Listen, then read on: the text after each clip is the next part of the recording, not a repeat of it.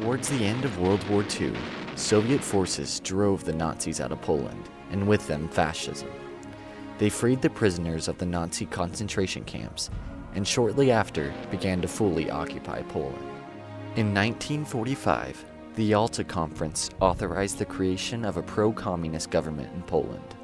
The people of Poland were led to believe that they would have free elections and self-determination. However, this was not the case.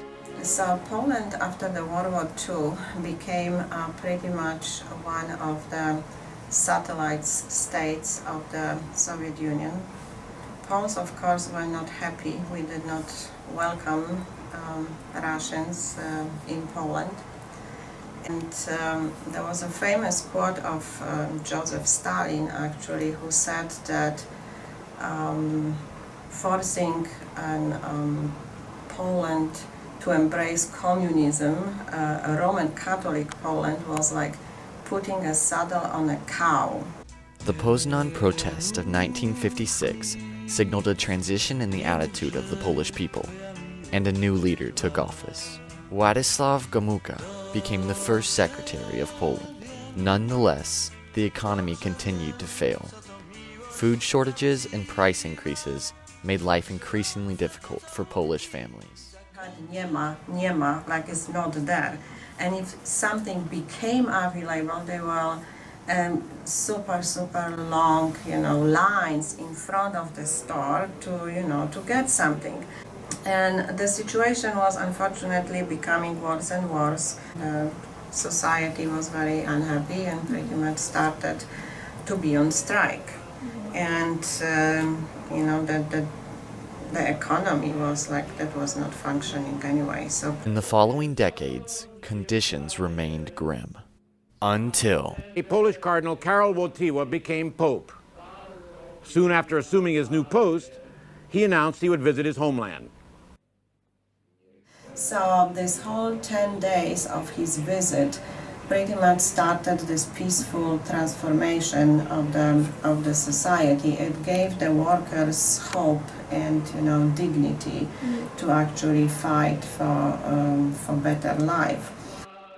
a workers' union called Solidarity was born.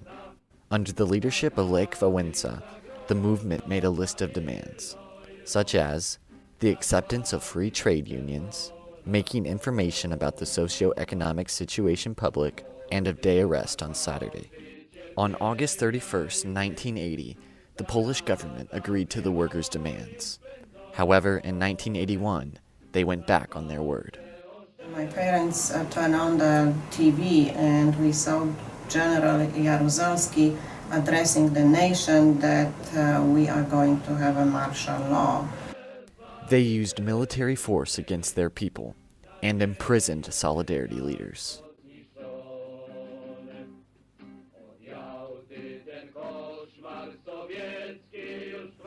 Lech Wałęsa and other Solidarity leaders are imprisoned, their fate unknown. The target of this depression is the Solidarity movement.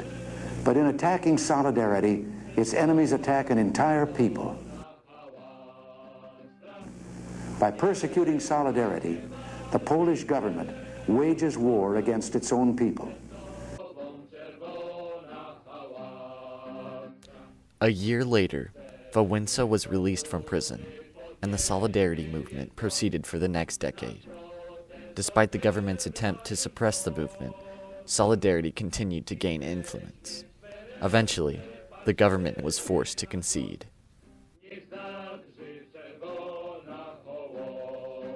We had, successful negotiations with the government, and Wałęsa was elected. We say not fully free elections, but kind of semi-free elections, and he became the very first president of Poland.